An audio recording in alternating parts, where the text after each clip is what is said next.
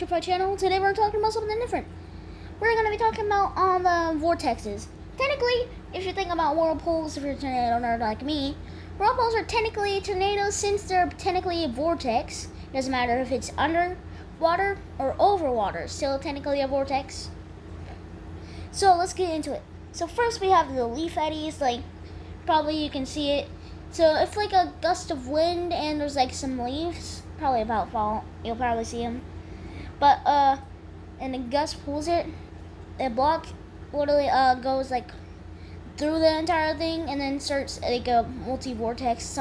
Most happen in water sometimes. Like if there's like a stone and then the water bends around it, yeah. So pretty cool. You probably will see it in fall and all that season, but literally it can't harm a single person.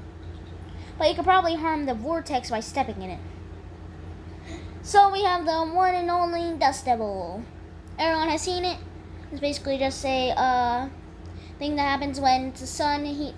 Like the one fact about it, it only happens like mostly in the desert, and you need it to be super hot, like super hot on the ground. That's why it mostly happens in the desert.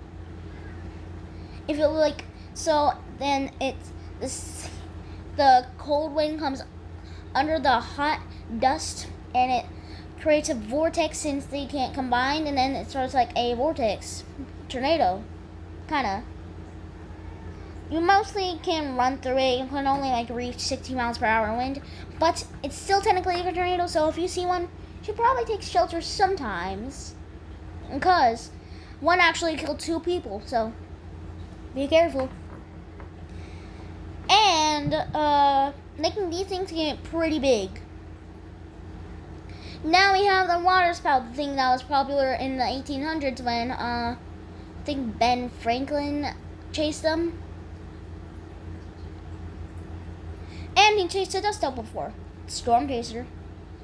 So they happen when like it's a storm and then like a little thing drops down.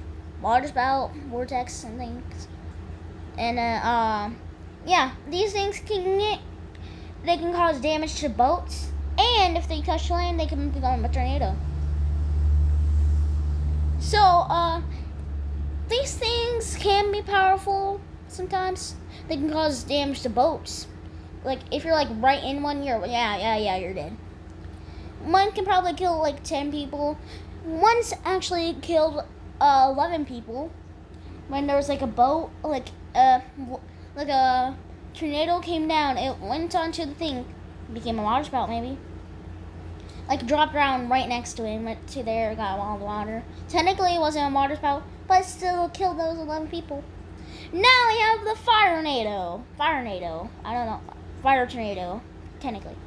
So these things can happen when fires happen, vortex happens because the cold air comes under the heat air. That's how I think it forms. Then basically a rotation starts happening. These things can be powerful. They can like start like huge things happen. So these things can start like my cat's really going insane. Stop. No, stop. S'mores. No. S'mores. Okay, so these things can cause tons of damage. They can literally make forest fires. These can kill like thousands of people. Now we have Volcano-nado. I think it'd be a band name. I stole that from Tweagle Studios. Sorry, don't copyright my video. But these things, yeah, run. And these things can go right through, straight through your house, kill you, and then yeah, you're dead. Well, I think this happens when cold air comes over the warm air, and when there's like a volcano, and a cold air comes through the lava, and then it's like swirling, it picks up the lava. These things can cause fire tornadoes or fire tornadoes too. I think one can like kill like 30 people before it loses all its power. So I don't think these things can last that long because the fire literally burns the vortex to death. Like, so if there's not like a perfect balance of cold and heat, the tornado is probably gonna die off. Now we have the whirlpool, the thing that goes underwater. So the thing this happens when the hot warm water comes in, and then the hot cold, then a cold water comes in. It starts like forming a swirl. These things can happen in bathtubs too, by the way.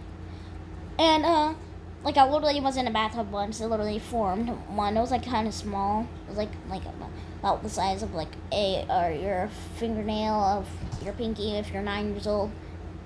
So these things can be kind of dangerous to scuba divers if they become huge underwater. These things can probably kill someone too. So judging by the image I put up, yeah, it seems like a huge swirl of hot water happened, and the cold water's coming in there too. Yeah, if you're a scuba diver and you can go down and one of these things touch down, you should run. And finally, you have the regular vortex tornado. The thing have you been all waiting for? Or probably you haven't been waiting for. This thing happens when a supercell, 1 in 3 supercells, is a tornado. Then, when cold, dry air comes in with the moist air, it forms a rotation. Then a tornado comes down. If the thing drops into like a field, it can be EF1 damage. And by the way, there was like a tornado that was really like 2 miles long and like 300 mile per hour wind, and it's only got an EF3 damage because it was in a field. Yeah, but if it's a tornado, it's a tornado. Run, hide, get shelter. Yeah, please, just don't run into tornadoes. So, basically this is it. A couple more dust devil facts. Dust devils only form from the ground up. And I think judging by that image, the volcano tornado does that too. So, love you guys. Bye!